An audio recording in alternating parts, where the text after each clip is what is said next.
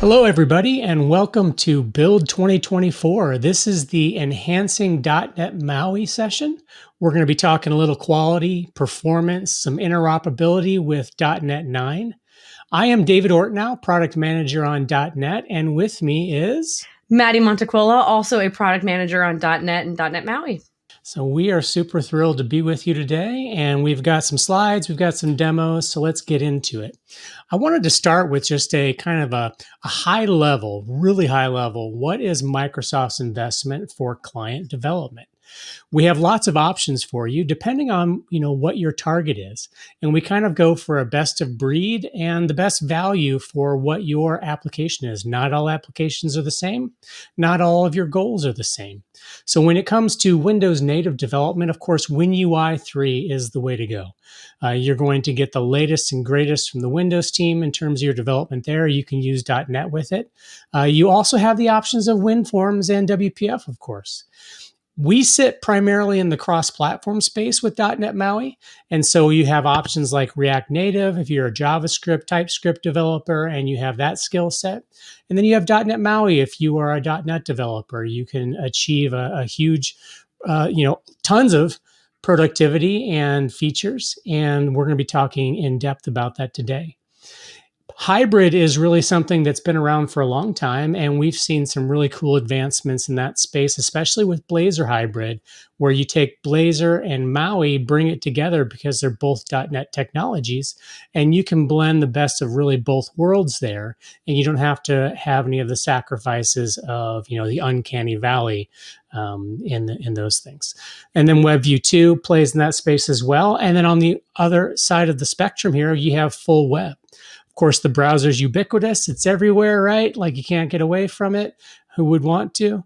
And so with that, you have progressive web apps, you have Blazor Web, and all the goodness of ASP.NET.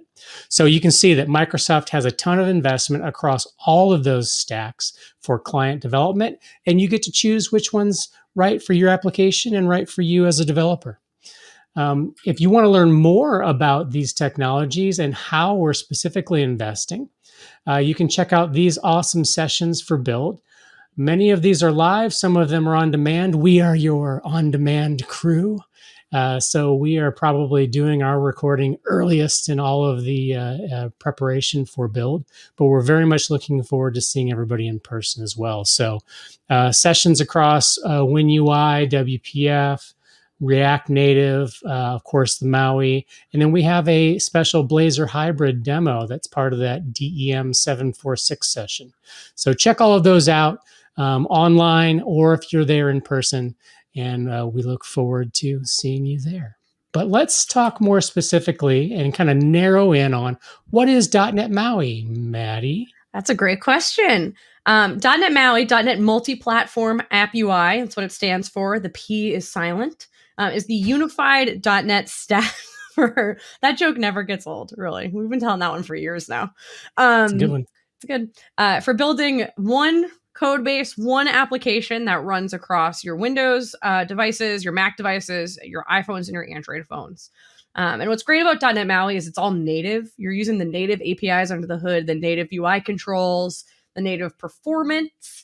So it looks and feels like the app you'd expect to run on that device. So for Windows, for example, we use WinUI under the hood. A MAUI app is going to look and feel like a WinUI app. And it's really, really flexible with what you do. If you want to make all your apps look the exact same across platforms, you can. If you want them to all look very platform specific-y, you can. And we expose a bunch of the common things that you would do with a device that has, a camera or a battery life or whatever it is. We expose a bunch of that for you alongside the UI stuff. So MAUI is more than UI, but UI is in the name. So that's pretty cool. And .NET MAUI is, next slide, thank you, part of kind of the .NET breadth of offerings we have for developers and what you might want to do to build your app. So Dave just talked about the client strategy in general for Microsoft, right? And that includes our Windows counterparts, React Native, all this stuff. When we're looking at just .NET and the reach you want to have versus the depth you want of an application, right? You can go anywhere from Blazor, all web, PWA, to MAUI all native or a little bit of both, like you mentioned with the hybrid web view. And again, that demo session is going to be your best place to get a kind of a quick intro to what's up with Blazor Hybrid and hybrid MAUI apps in general. So beyond Blazor. .NET 8 came out 6 months ago now, right? May, November-ish. That's pretty awesome. And there's been a ton of momentum around .NET MAUI, especially since .NET 8 came out. I think one of the things that I like to see the most is how often we keep updating this slide of customers we have. Every once in a while, we get a new logo. We hear from someone, whether it's in person at a conference like Build or through our partners in Azure or whatever it is. So-and-so is building their app in MAUI, and we're like, cool. And every once in a while, they're comfortable with us kind of sharing that story, right?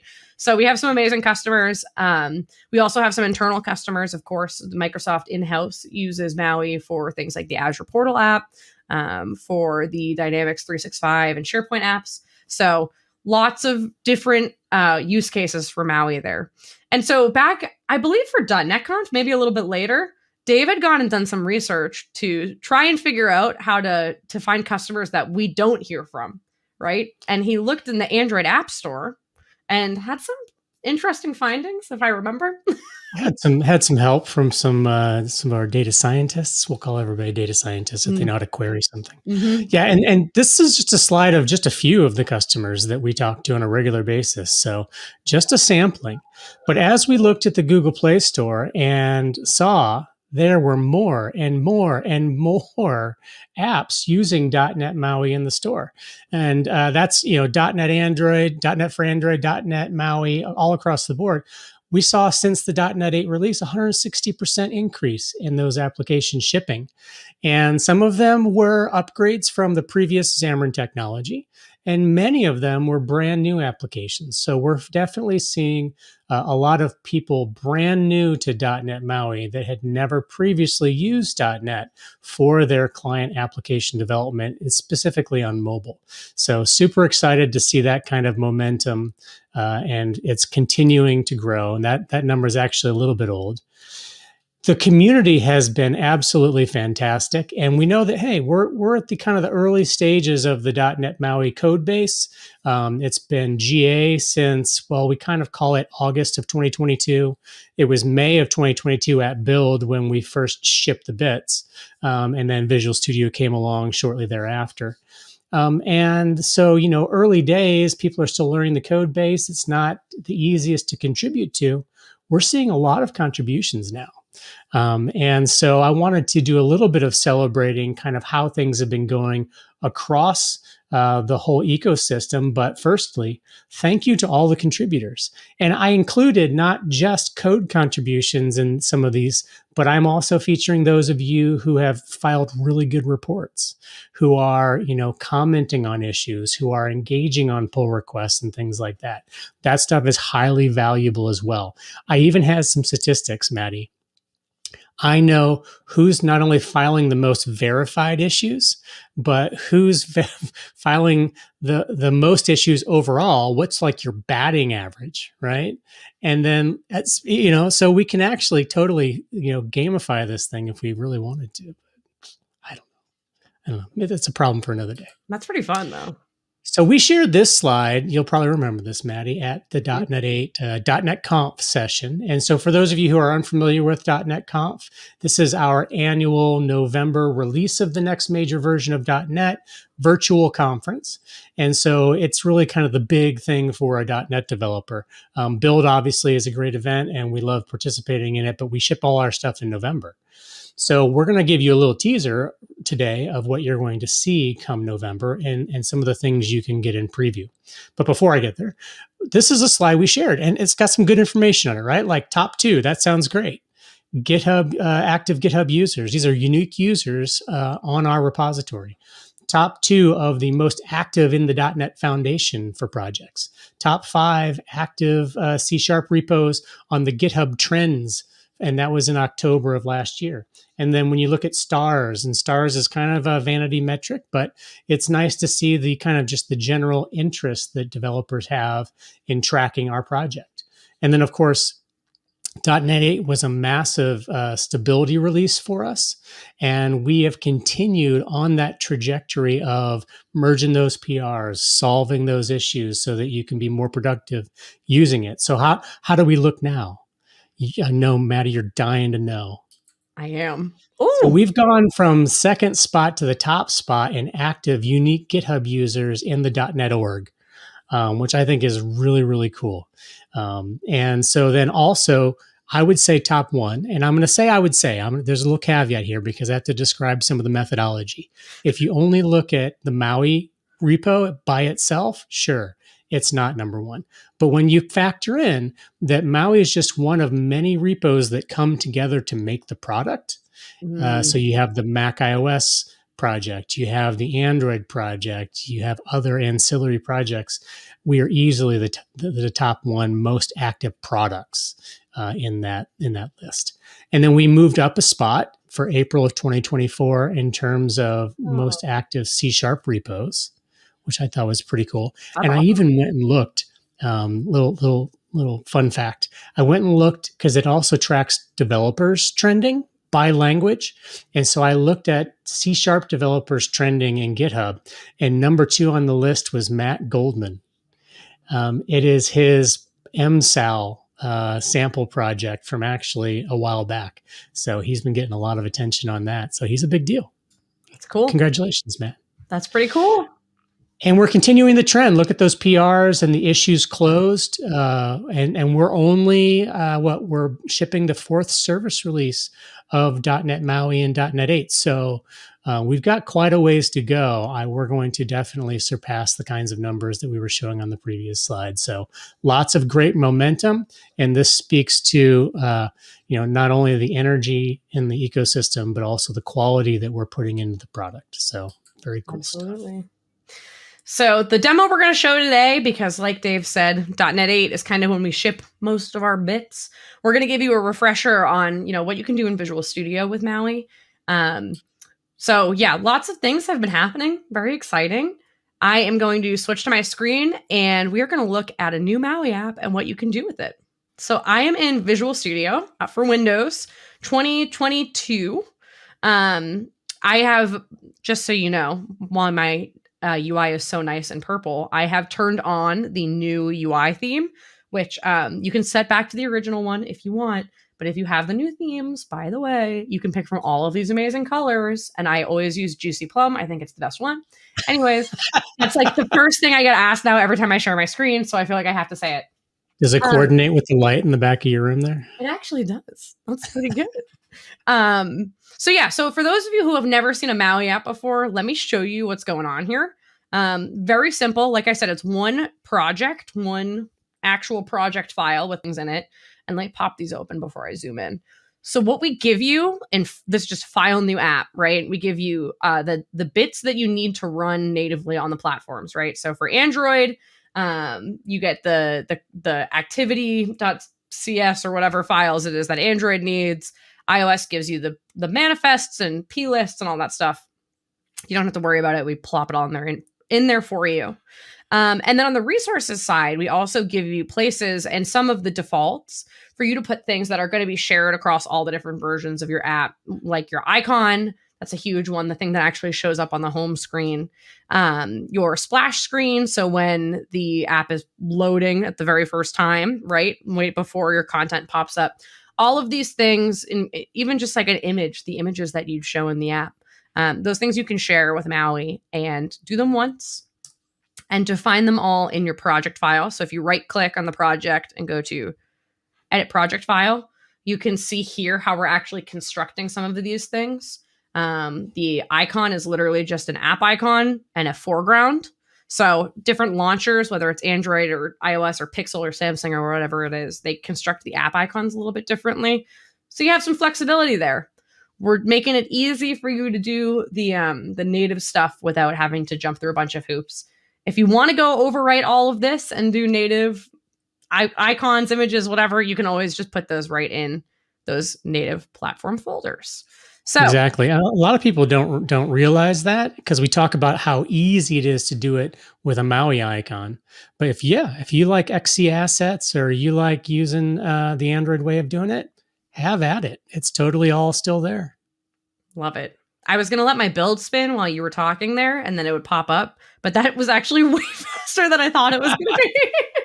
So cool. Yeah. So I just built that play button at the top, or F5, the app for Windows, right? So this is running natively on my Windows machine.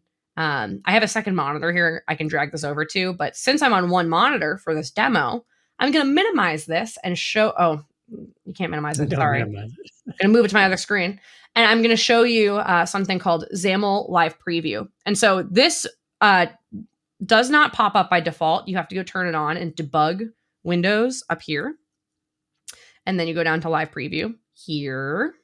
And then you can just pin it, but you can zoom in, you can measure things and add rulers. You can hover over things. So for me, the most useful feature is you can just hover over whatever in the UI. So for example, this button, and it just says click me. And it's instead of this button being clickable in the live preview, it shows me things like the render size and the padding around it and the font and the colors and all that. And then when I actually select it, instead of doing the app action for the button, it takes me to where in the XAML it's defined. So in this case, it's just main page. This is way more useful when you're clicking through one of David's sample apps and you're like, where did he create all of these cards for this food, for this menu ordering item? And you like have to find where he defined those things. But I use this all the time. And what's cool is that XAML Live Preview is part of like a family of app running tools. And so when you click on this button in the XAML, it also highlights things in what's called the live visual tree. And now something that came out and shipped GA earlier this winter, the Live Property Explorer. And so these things also, usually the Live Property Explorer pops up on the right side. It depends on where you put it. I like to structure mine like this. So you can just drag these windows around, by the way, however you'd like, and set things up in Visual Studio. I know a lot of people forget about this. So, you know, you can make it however you want. And then every time you debug your app, it's going to save this layout. And so what's cool about this is same thing, like Live Visual Tree is showing me the hierarchy of my application. So if we zoom in here, I'm in this button, which is inside of a stack layout, inside of a scroll view, inside of this page. And the page is part of shell, which is how we define the navigation, right? So really easy to see like how this is being loaded into my app. And additionally, with the Property Explorer, it shows you all of the different things that you could possibly set on this button. And then you can go and change them here to try it out. So let's do something like background color.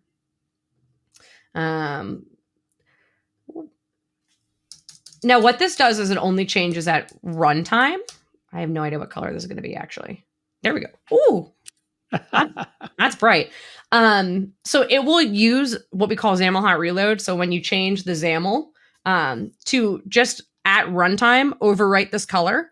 But what's nice about the live preview is you can play around with this, see what it's going to change, but it doesn't actually change the code for you. And that means when you stop running the app, like I can do right now, right? It's going to not actually have edited my XAML here, which is nice. So that's something that happens a lot in web tools. So you might see that just changing things at runtime, but not actually ruining the code. But then you can see what they would look like, right? And then the last thing I want to show you is, of course, if I change things here, like this could say, click me with a bunch of E's. And when I zoom in, it just automatically updates that XAML hot reload. If there's a change you make to your XAML that doesn't load right away, sometimes you might need to refresh the page. Sometimes you might have to actually hot reload the whole page. And now you can do that by hitting this fire emoji up here. So for example, if you change something in like the navigation stack of your app, you can hit this and it will reload the whole thing. Or you can use that button to change your C#. So this button that we have here, the click me button, when I click it over in my running app, so you can't see it because it's off screen, but I'll click it here for a second. I trust you. Thank you. Thank you. It's just incrementing the counter by 1. And then I can go into any method and change my C#, whether that's in my code behind or my view model or whatever it is, and hit the fire emoji. Or if you turn on hot reload on save right here, you can do it on save. And then Hey, now your light bulb was blinking. this one? Did you notice that? No. When you had a pending change, it looked like it was blinking. Change that code again. What? No, I didn't do it. Do you like +4? Plus equals 4 or whatever. Huh. I'll have to go back and figure out why it was doing that. Yeah, that's pretty funny. What it does do now is when you reload this change is way too fast for you to actually see it. But down here, you might have just seen a little fire emoji with a loading bar pop up. So that will show you. Let me click it again. Yeah, very momentarily it'll pop up. And that actually shows you if your change is thing. And then now we say like code changes were applied successfully in the bottom left. You can click on that.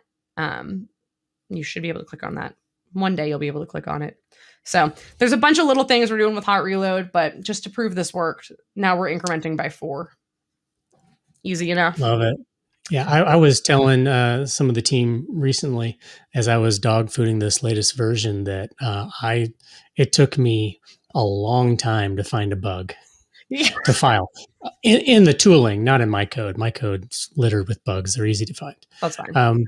But I was so pleased because really the whole goal of hot reload is to stop you or, help you to avoid rebuilds. Right. And that was the case for me, is that I didn't have to rebuild for a very long time, which had not been the case.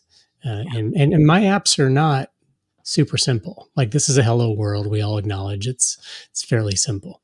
My stuff has got, item renderers and sub-child classes and all kinds of crazy things. Yeah. Oof. So, okay, that's my crash course demo. I don't want to go too crazy over time. But we have a bunch of little tutorials like this all over the internet too. So if you're interested in any of these tools, live preview, or just like more examples of Maui apps using this stuff, give them a search on YouTube and all the things, and we will show you those things. So now we're going to switch back to the slides for a bit. So this is pretty much what you just showed us, right? Yep. Yeah. So this is a lot of just like the overview of Visual Studio, right? So we've got the code editing, something that, I don't even talk about it anymore because it's second nature to me, but like IntelliSense and IntelliCode, which is kind of the smart code completions, and Copilot. Copilot's installed. Copilot just writes things for me now. I don't even realize it. It's very nice. Absolutely. Yeah. Copilot and I are very good friends. Oh yeah. And then of course the hot reloads across the board. And one thing that we didn't get into today, but just how easy it is to switch between developing for Windows, like I was showing, but also Android, iOS, all of those things. There's plenty of ways to do that on your machine, on your Windows machine, or on your actual phone, and you just pick what's best for you. Yeah. So from Windows, you can be developing directly to an iOS device. Yep. We call that hot restart. Yep. I saw somebody recently on one of the socials saying that was one of the best things Microsoft ever did. Ooh. So I was like, oh, that was quite a compliment. I like that. Cool. But there's more. There's more. If you're a Mac developer, you're someone who feels at home on a Mac, like David, the best way to develop Maui applications is actually using the new .NET MAUI extension. And so, like Dave said, we're the pre-record crew. So, the date today is not the same day that you may be watching this. This extension either is or will be GA very soon. It's been in preview for quite a while now. But it's packed with a bunch of things. It's got XAML, IntelliSense, and auto completion. That was the big thing we were waiting for. The hot reloads are coming. That's super important. We actually both have it working now on our machines, which is very exciting. But it is about I'm not supposed to say how long before build it is, I don't think, but it's before build enough that I don't have the final pieces. And of course, this is built on top of the C# DevKit extension, which is, the very, very thorough, like gives you the solution explorer, right-click actions for your projects, a bunch of things you need. Another thing that if you want to see more details on it, like the best place to look is the internet or the VS Code C# DevKit session that's happening at Build. I think it's a lightning demo. So, yeah. And I was very excited when I was testing out the newest hot build, just how fast the solution explorer loaded for me.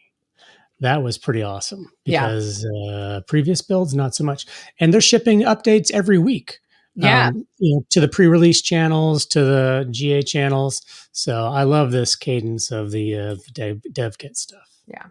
The next thing that we're going to work on for DevKit is the Xcode sync functionality. So for a lot of our .NET for iOS developers, so folks who are not writing MAUI for the UI, but are writing like .NET iOS apps, you're probably building things in Xcode using the Xcode storyboard editor. And so you want to make sure that C# and .NET and the iOS app have the access to all of the different controls and classes and whatever you've made using the storyboard editor. So what we're working on is a command line utility that's going to, let you sync that kind of at will, but then we'll wire it back up through the Visual Studio Code extension. So it does that automatically when we detect a change. More info on that on the GitHub. So yeah, I'm definitely looking forward to that. So much so that I made this slide, and just for the record, that's a completely fake slide, the pop over and everything. So just in case you're actually using real shipped bits and it doesn't look exactly like this, just heads up. I didn't even realize. I just was like, what did he right click on? Because they're actively building this thing right now. So. Yeah, absolutely. And so, again, this is all next slide in MAUI Dev Kit. Nailed it. An amazing little tool. We're always adding things to it. Like Dave said, we ship weekly. So, you can get on that train. Stable releases are monthly, but you can get on the weekly train if you want. Yeah. And this is a hot, fresh demo. Like I just saw it yesterday and it's now in the slides. I was so excited to see it. Cause like I said, I do a lot of my coding on the Mac and I'm using VS Code and I'm using Copilot, and that does save me tons of time, but this will save me even more time. So I'm very excited. Absolutely. So .NET 8 we did ship in November, and so just a quick recap of what you got, what was in the box with .NET MAUI and .NET 8 last November, and we've been improving with service releases. Again, I think the 4th service release is out by now. Improved performance and memory management. So we've done a lot of in-depth looking for memory leaks, identifying those and solving them. Jonathan Peppers has kind of really owned this space and done a lot of that work. The performance in particular, we're currently looking at collection view performance and scrolling performance there, but we're incrementally continuing to improve performance across the board. Hybrid and desktop app features, especially the Blazor hybrid, we're seeing, 25 to 30% usage of Blazor hybrid across all of .NET MAUI. And so what we're also hearing is that those that are choosing the hybrid approach tend to be really happy with it. And so that's super encouraging for us. It's not necessarily right for every application. So we totally acknowledge that, and which is why we kind of offer that whole spectrum of things as we showed earlier. And then something that is kind of overlooked, and I was asked about this in an internal chat last week. Hey, can I develop Android on a Windows ARM device? Yeah, that's actually a thing. You can totally do that. And then tons of bug fixes and stability work, and you'll see the .NET/MAUI URL everywhere throughout, so you can constantly go there for more information. So quick overview of what is Blazor Hybrid. So you have Blazor components, Razor components, and there's a whole component model behind Blazor that does a very nice job of managing state. You can do server-side Blazor, you can do client-side Blazor, you can do mixed Blazor these days. I don't know, it's kind of like a concrete at Dairy Queen, right? You can just blend it all together and it tastes great and it does great things. So what if you want to be able to take some of that awesome Blazor work you've got and make it available in a mobile or desktop native application that needs to access native functionality, file system things. I know Alon Lipton likes to show, what if I want to F-disk, my whole drive and just ruin it all? You can do that with native APIs, or you can try to. So Blazor WebView kind of just sits in between the two, and it bridges between that web context and the .NET context. The good news is that the only thing living really in the web context is the UI. all the logic in the code from Blazor that's .NET, well, that's running in the .NET managed process. And so that's the same space where MAUI exists. So directly in a Blazor component, you could be accessing the file system directly. You could be accessing the sensors on your device. You could be talking to a Bluetooth device or anything like that, right? So that's where Blazor WebView comes into play. It is shipping in .NET MAUI. It, of course, works with .NET MAUI. I will mention it also works with WPF and WinForms. So that also ships out of the MAUI repo. So that's pretty cool, too. So if you have those kinds of apps and you're like, how can I modernize my WPF or WinForms app? Blazor WebView might be a good option for you. All right. I will now acknowledge that I titled the slides. This is your sunny future with .NET MAUI. Nobody shame Maddy for the flowery language. It was all me. I thought it was nice. You did? Nice. I did. I would have changed it if I didn't. So, so high level, what are we doing in .NET MAUI? What is the roadmap for this product? Well, Android API 35 with previews is coming soon. We're working on some trimming work, and I can already hear somebody asking, well, what is trimming? So when you build and ship your application, you want to make sure that your app is as small as possible for on-disk size purposes, for over-the-wire purposes. If you're downloading something, you're at the restaurant, you're trying to get the restaurant app loaded up onto your Android device, and you don't want it to be hundreds and hundreds of megabytes. You want it to be as small as possible. So what trimming does is it evaluates your code and it says, I'm going to strip out everything that is unnecessary to your application running. And it is going to be aggressive. And so that means that your code needs to be trimmable. When you need to annotate your code, not necessarily your application code, but if you're a library maintainer or an SDK maintainer, then it is on you to mark your code as to whether it's trimmable, et cetera. And so that work is happening in Android. And then asset pack support, which we'll talk about in a minute. iOS, we have Xcode 16. Well, we don't have, but it's coming. Shortly after build, we anticipate that will be previewing at Apple's WWDC conference, which I believe we already have dates for. I think I saw it on the website. And so once those come out, we'll start working on making those available to .NET developers as quickly as we can, shipping them, and then iterating on the APIs that we bind as we go. We also are introducing multi-targeting, which I have some in-depth information on here in just a minute. And further future, we are working on Swift interop. So we have some early things that are happening there. It is open source. It's happening in our .NET org repos. So you can evaluate that and look at it if you want to. It's not in a place yet where it's going to be very useful to anybody to do anything with, unless you are hardcore SDK library maintainer. Maybe you could evaluate it. So just setting some expectations there, but very excited that work is underway, because you gotta lay the foundation first before you can do the whole end-to-end thing. And then with .NET MAUI, absolutely, tons of focus on SDK quality is really where we're at. I would say it's like a 99.1% thing. And I can say 99.1% with confidence, because when the eclipse happened in 2017, it was 100% eclipse here in St. Louis, and it got really dark. This time around, it was 99.1, and I was like, well, that's really close to 100, so it's probably going to be like super dark. It barely got dark for like 10 seconds.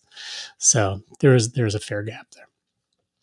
But quality, especially in collection view. So if you look at our GitHub and look at the pull requests going through, you look at the issues that are being worked on our project board, you're going to see a lot of collection view work there happening, primarily around performance and layout.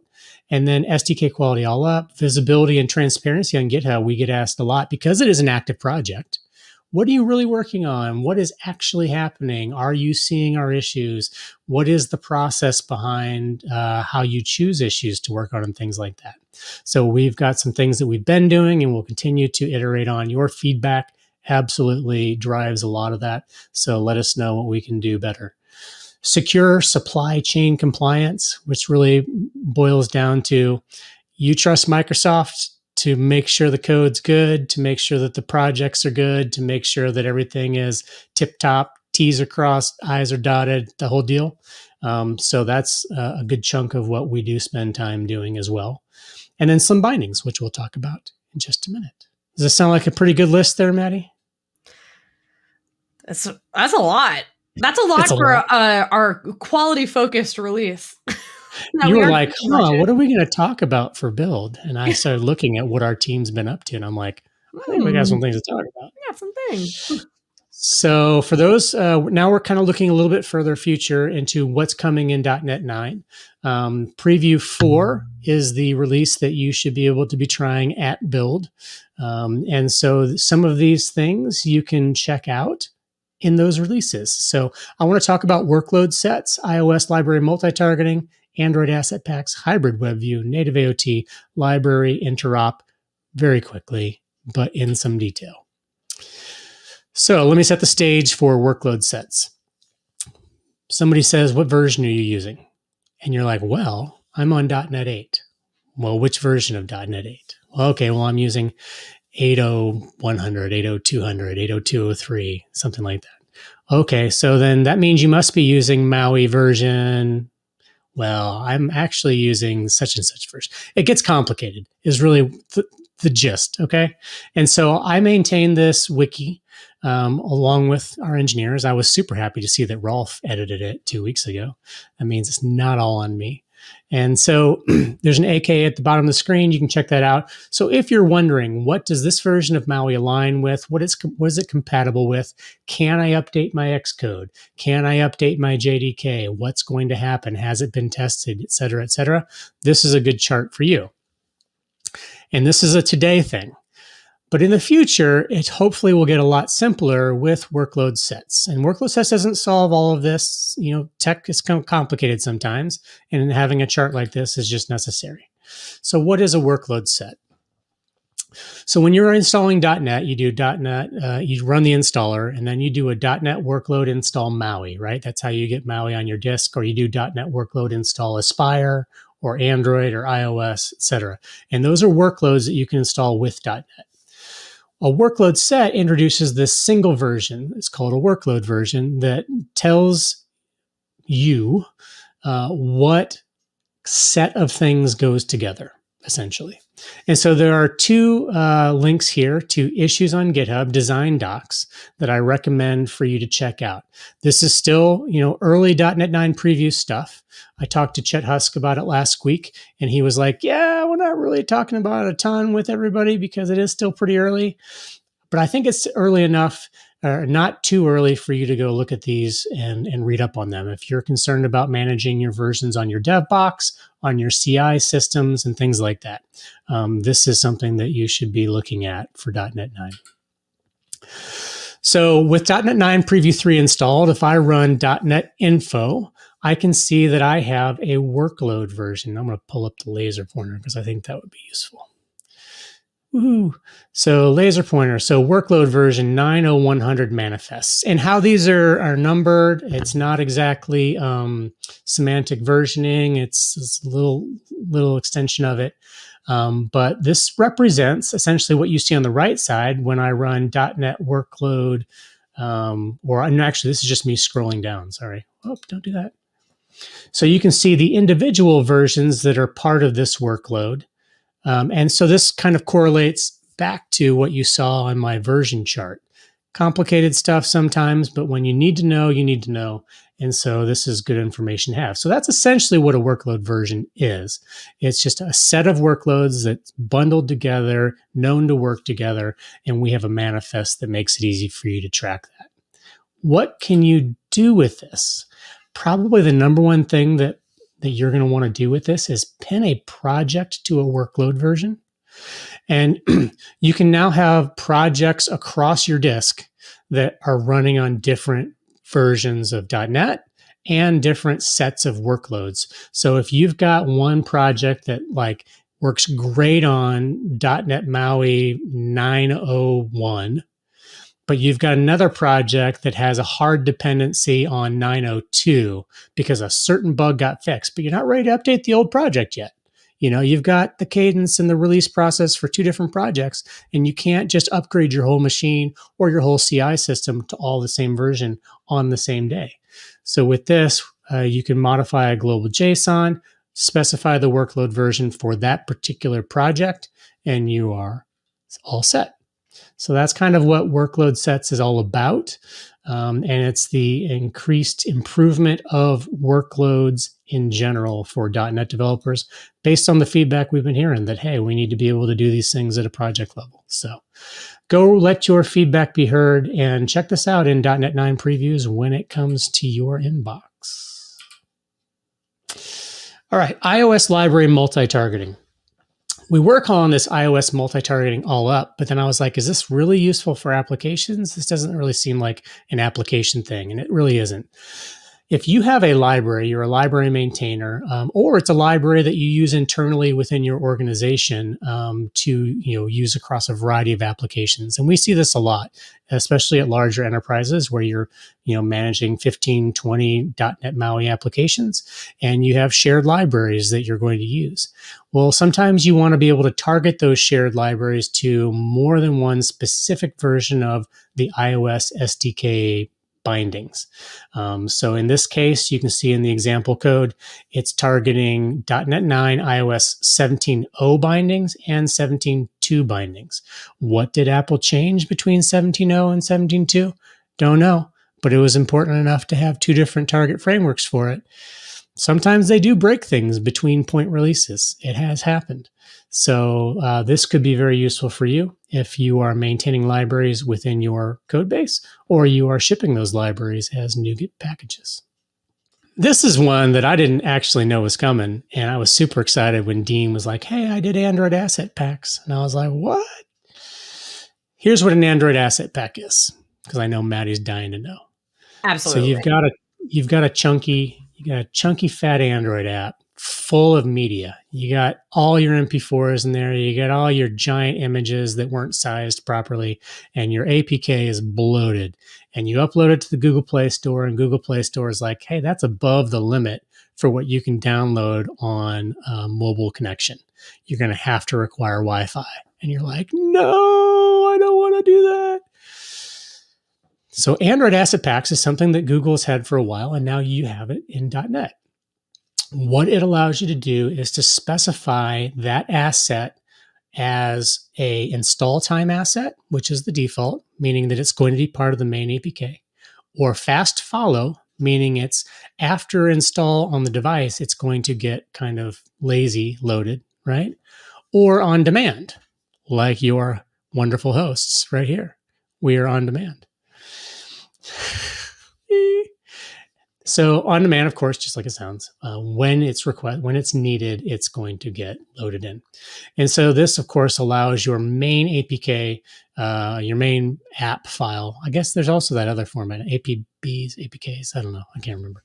AABs, Android AABs? App Bundles, which is what everything in the store is by default now, by the way. It is. Yeah. And so I think something folks don't know, which I do, when you do upload things to the Google Play Store, it does a process of trying to split things apart and minify, if you will, your apps. So definitely take a look at this. This is available, of course, in .NET for Android applications. But as you can see, it works in MAUI assets as well. And Matthew Leibowitz was super surprised when I showed him that we were showing this. He's like, I didn't do that, because he's the guy that implemented the MAUI asset stuff. I said, well, it works. He's like, I guess I was smart enough to pass through the properties. Yes, you were, Matthew Leibowitz. You were smart enough. Congrats, Matt. We love you.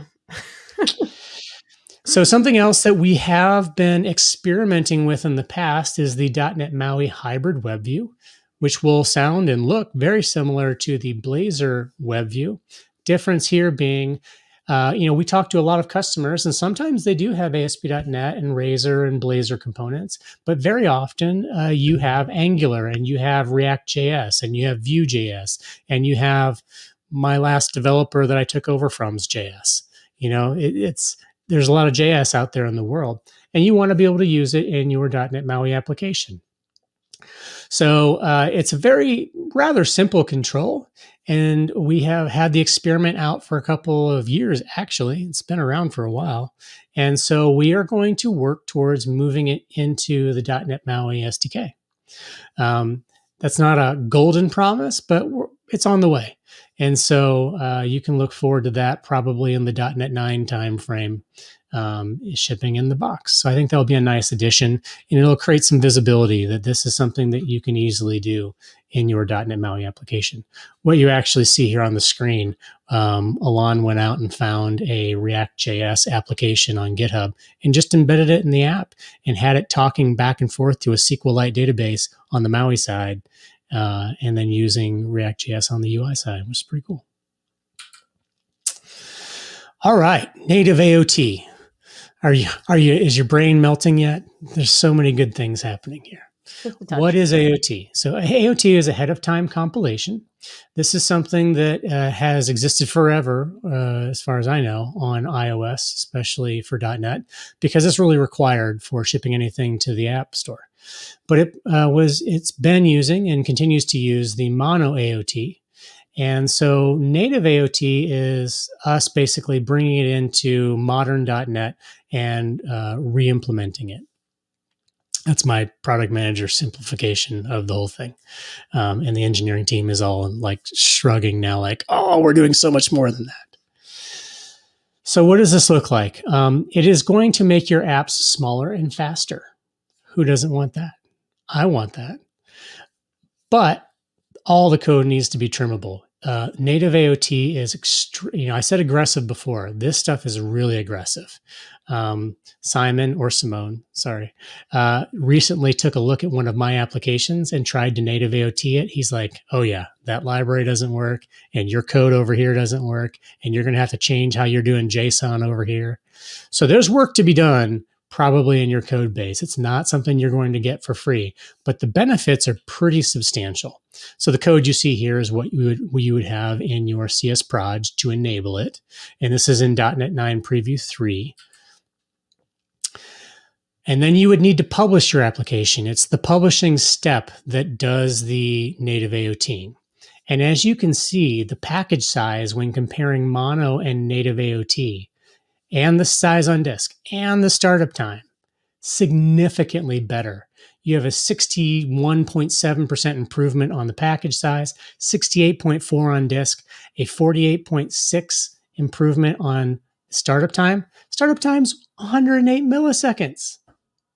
That is, dare I say, competitive. So very encouraging early .NET 9 preview results on this. The Android team is also looking at what they can do to support or to be part of the native AOT work. And so you can look forward to this and follow along with the progress through the .NET 9 previews. All right, just a few more things here, and then we can wrap up. Interop with slim bindings. So interop, how can I work with some library that's not .NET, some SDK that's not .NET, but do it in .NET? So a binding is essentially that crossing that interop bridge, invoking that native thing, and exposing whatever it is on the .NET side. Slim bindings is essentially saying, look, you could bind the entire library, but you're only using a couple of methods and need a couple of properties. Don't do all that work. Just do the minimal amount of things that you need to do to leverage that Objective-C, Swift, Kotlin, Java thing. So you can see kind of some of the high-level stuff here about it. I would go to the AKA MS Slim Bindings link below. This is certainly a useful thing if you have a particular hardware vendor library you need to be able to access from .NET, or you find something over on CocoaPods or Maven, and you're like, I need to be able to use that thing, and there's no .NET version of it. You can check that out. So this is, again, my simplified world of things. Essentially, if we're looking at how do I take Google Cast, which is one of the samples in the repo on the link that I just shared, and I want to use Google Cast in iOS. I went to NuGet.org. I didn't find an updated version of something to use. I'm going to have to do it myself. So you're going to open up a brand new Xcode project, file new, okay? And you're going to add Google Cast to it. You say, how do I add Google Cast to Xcode? I'm glad you asked, Maddy. You go to the Google documentation and they tell you how to do it. So you just follow their native documentation. It's written, I almost said plain English, but I didn't read it all, so maybe it makes sense. And then you're going to expose whatever properties you need. So load media, for example. Custom property written. It's my code. I choose the types to use. They're types I know and love, and I'm good to go. And then over here, you can see my cursor. Yeah, I don't need a laser pointer. I have my own .NET class, and I have an API definition. So this is my .NET solution. I then specify all the code that I want to interact with in .NET, and what are the methods, load media with URL, load media URL. What are the methods that I want to call across that boundary, and I'm going to bind to it, okay? Simple, right? Totally easy. This is the easy part. So you have some build scripts. The build scripts do the magic, and it spits out the assembly that you need, right? And then in your application, so now we're looking at your app, you just use it because it's .NET at that point. So here I am newing up the Google Cast Manager, and I'm loading the media using the same methods that I exposed. So this is obviously a rather contrived, simple example, but it's essentially that's it. Ever since I have been working in the .NET for Android and iOS space, the mystery of bindings has been such a hurdle for people. And I'm telling you, it's not that much magic. It really is pretty straightforward. It's just puppeteering in some cases. Like it's pretty straightforward, puppeteering. And somebody's going to call me on that and be like, it's not puppeteering at all.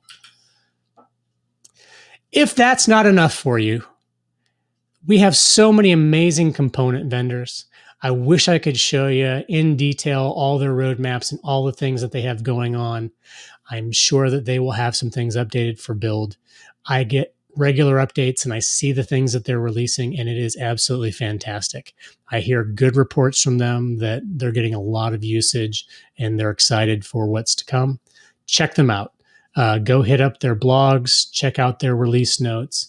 If you're looking for that powerful data grid, you're looking for PDF things, you're looking for import, export, you're looking for beautiful controls to do store commerce type things, all manner of things. Charts and graphs. Everybody loves a good chart and a good graph. Go check all of those out. You're going to do that, right, Maddy? Absolutely. I mean, I already have 100 times for each of them. So this is the last slide. You've seen this slide before. I feel like I need to let you talk. I've just been on a roll. No, I've been enjoying. I'm learning. I don't know. I'm having a great time.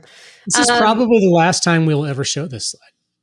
Oh my goodness. You're right. I mean, at this point, when this video airs, Xamarin will be out of support, which is crazy. It is time. So that May 1st, 2024. And that we are going to be now like synced fully up to the .NET release cadence. What you'll notice with .NET 8 is like we've been shipping more and more service releases, right? So it's not like you have to wait now until .NET 9, .NET 10 to get bug fixes. We won't break. Generally, we will not break things in a service release for a major version of .NET, but we know that the mobile world moves a lot faster. And so, fixes and stuff will be rolling in kind of as service releases. But then you can get the next major version of Xcode and Android, which they generally debut in the summer in beta and go GA sometime in the fall if history is going to repeat itself yet again. And so with .NET 9, we'll officially be packaging all those things in for you, like David mentioned. But beforehand, we'll, of course, give you access to the bits so you can launch on day one with up-to-date, things. Day two. It takes a minute for you to take the bits down and do your builds, blah, blah, blah. So I shouldn't say day one. And so, MAUI is an optional dependency of .NET, optional workload. But, if you just do .NET install, and then you can do .NET workload, install MAUI, and that's all you got to do. Very easy.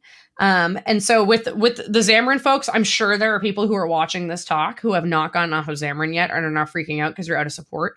What out of support means is that we're not going to roll a new release of it. So for security fixes, whatever it is, we are not maintaining that anymore. But you can still ship apps built with Xamarin to the thing that really will end Xamarin is the App Store policies. So at some point, iOS, the Apple App Store, and then Android and the Google Play Store will stop accepting things built with certain versions of Xcode. And so next May, roughly, is when we estimate that cutoff to happen for Apple.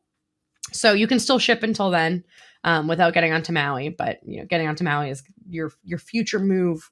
So we're always willing to help out with that too. Well, and hopefully we've given them a lot of incentive to make that transition. For real. And if you're looking for assistance on making your transition, hit us up. You saw our contact information at the top, and we'll certainly do what we can to help you out. Because the sun is good over in .NET MAUI land. It's very nice over here. Nice. Yeah, so I was drawing that line earlier because this is where you are right now. You are beyond. So .NET 7, by the time you're seeing this, is out of support. Yep. And Xamarin is out of support.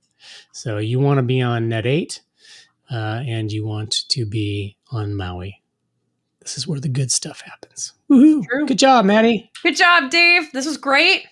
Happy build, everybody. Hope you all have fun and hope we hear from you with all your questions and songs of praise and all of the other things. Only nice things.